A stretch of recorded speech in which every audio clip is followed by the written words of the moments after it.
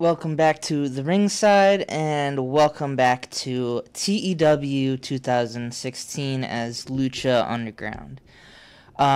We just got finished with Aztec Warfare 3. The show went pretty good. If you didn't see that, I highly recommend you watch that episode. But we had major titles. All three titles changed hands. The new Lucha Underground champion is Pentagon Dark. We have a new trios titles, which is Elite, Kenny Omega, and the Young Bucks. We got the Gift of the Gods champion, who is Angelico at the moment. So we're gonna jump right into the first show post Aztec Warfare 3 era. So let's jump right into that. All right, in a pre-show match that had decent reaction from the crowd with subpar wrestling, Cortez Castro defeated Jarvis Cottonbelly in 6 minutes and 12 minutes by pinfall with a brainbuster. I just want to throw this match together. Cortez Castro getting a decent rating. Jarvis Cottonbelly going good. I'm not sure. I might have ideas for him in terms of what I want to do. And isn't like, sorry. I'm like some on my throat. In terms of like story and something, we broke the 2,000 mark on the attendance. I see, by the way. Shit, sorry. I just want to have a nice little pre-show just to see how he would do, and hopefully we could get that number up soon. But let's move on. All right. We have, at the announce desk, we have Matt Stryker and Carlos Cabrera talk about Pentagon Dark's title win. Not a really high-rated segment, but just a little throw together. It talks about how he won the title at Aztec Warfare, and he beat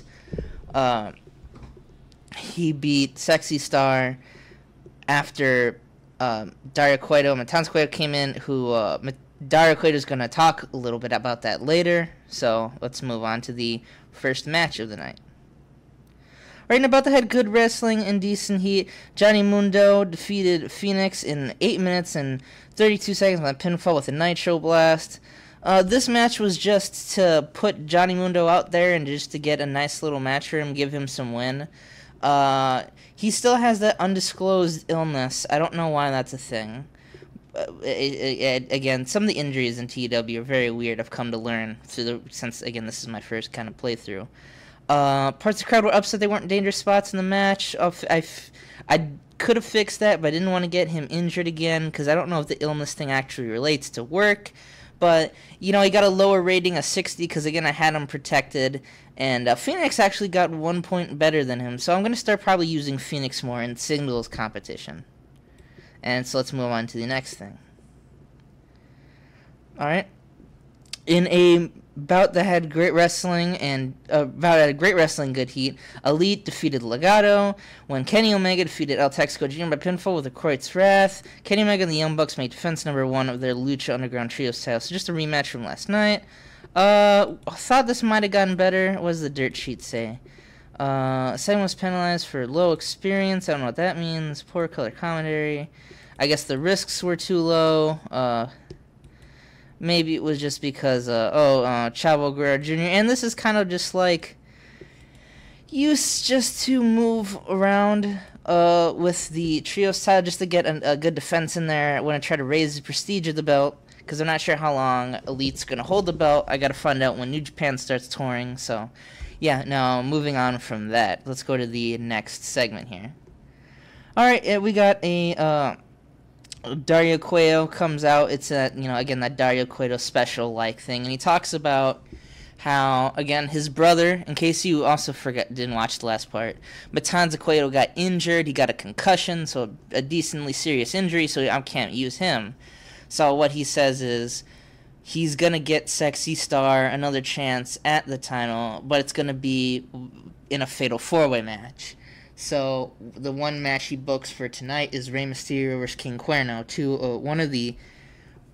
Rey being one of the final 4. I forget if King Cuerno was, but I wanted to use King Cuerno again because he also, last time I used him, he did very good. So let's just move out from there and move on to the next event. And he just does that whole spiel, Lucha Underground style. No. Damn it. Hate that. In a decent match, Marty Scurll defeated Cage. It's Marty Scurll's, I believe, in-ring debut, if I'm not mistaken. By using underhanded tactics, he, I don't know, maybe he rolls him up or he hits something, and it's just Marty Scurll's first kind of debut on the scene.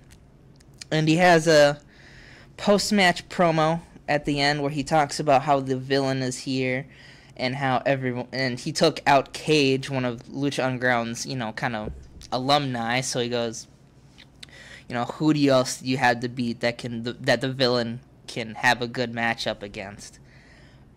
Pretty much laying down the line for, the villain's here, come get some. The champ is here. Do. Sorry for that. But let's move on to the main event. In an exceptional match, Rey Mysterio Jr. and King Cuerno, Rey Mysterio defeated King Cuerno in 10 minutes and 54 seconds by pinfall with a drop of the dime. I thought I had arranged the stuff to be more dangerous spots, but Rey Mysterio with an 88, King Cuerno with an 86, a nice C rating. Everyone was doing good. And Rey Mysterio is going to be in that Fatal 4 match in the next couple of episodes. And at the end, Pentagon Dark comes and just floors Rey Mysterio with the belt, and he poses over with him, a nice, sports entertainment with the hand of Lucha Ground, type stuff, shenanigans going on there. So we got that. And that's the last thing to end the show, and now let's end that show. We got a 60, again, increased our popularity in 11 regions, and I will see you guys at the end. Alright, so we're back, and let's move on to, we got again, same rating, but let's check, we had a Mexican women's independent showing. I don't know why I even clicked on that. Nothing wrong with that. I always click on Ohio Valley Wrestling just to see how they do. I should start a new series where I do Ohio Valley Wrestling to see if I can get good. But, no, that's a joke. Anyway, let's see. Jimmy Uso staying with, Moxley announced. Okay, so it's talking about, Jimmy Uso, and this goes in, oh wait, no, there's one thing I wanted to say, and let's see if it happened on the episode. Oh, here we go. Here it is. We have John Cena, the face that runs a place on fucking NXT. Didn't even have a match. He just had an angle with Liv Morgan, and they still didn't do as good as us. But I think Mandy Rhodes versus whoever the fuck this is dragged them down a bit. But man, shit. Sorry. But man. I know this happens a lot apparently in the game around this point. They just like to loan John Cena out to NXT. I honestly would like to see that happen. That would be pretty interesting to see that. And let me check what did our email get. Helico's unhappy with the push you're giving him. He can blow my ass.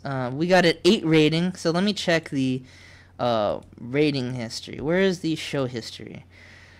So we got less viewers with, what was the viewership? Yeah, it just wasn't as big as, so we've gone up in the show rating overall. Our best was a 65. I believe that was the time, yeah, that was the first King Cuerno match, which got a 75. And we got a, let's see what, our attendance has been good over the past couple. It's, again, the show is expanding, so did we break the 8? Okay, so we had 8 once, then we went back to 7. The pay-per-view got 5, which is kind of sad. But then we hit 8 again, so hopefully we keep that up. And where's the other thing I wanted to say? Where's the... Oh, size. Right here we have size. We have importance. The next size to get to is regional, and we're almost hit there. We've almost hit 29 in this area, and we're reaching in America. I believe everything else has stayed the same. In America, though, we are reaching that area, so that's always good to see. And once we get to regional, I'm thinking maybe trying to get a show down in Mexico, or if we're able to negotiate with anybody to get something good for in Mexico, or get something in Canada, or even Britain. maybe Britain, Britain maybe, definitely Mexico, and maybe Canada. And something that probably goes more across the United States, maybe, if we're able to. But I'm happy with being with El Rey.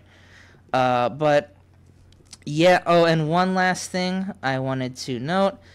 WWE, it has something like this. It kind of had the same thing, so hopefully, I really doubt it. And I thought about getting maybe the first Sin Cara, but I got to see how he's been doing.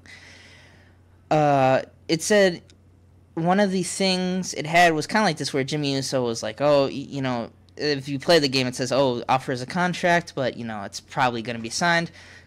Sin Cara, the second one, Incognito, I believe. Let me go to my shortlist here. Shortlist. Where is it? Where did it go? It's usually. Oh no, wait. Shit. Where is it? I just had it cited on my face. What the fuck, dude? Wow. I'm looking like a retard. I can't find it on the shortlist. But I look retarded. Oh, here it is. Damn, I'm a moron. Why did I have Cherry Bomb? Let's see, I had some other people. I was just wondering, maybe I should sign. I felt like getting more actually talented women, so I thought Velvet Sky would maybe do some good. That's probably why I sent Cherry Bomb. But as you can see, Incognito here, he was not really, it said it was not offered a contract. So I thought it'd just kind of be cool to see him in the Lucha Underground, just especially right off the heels of being in the WWE. It'd be just a good idea. So we're going to end this for now, and I'll see you guys later.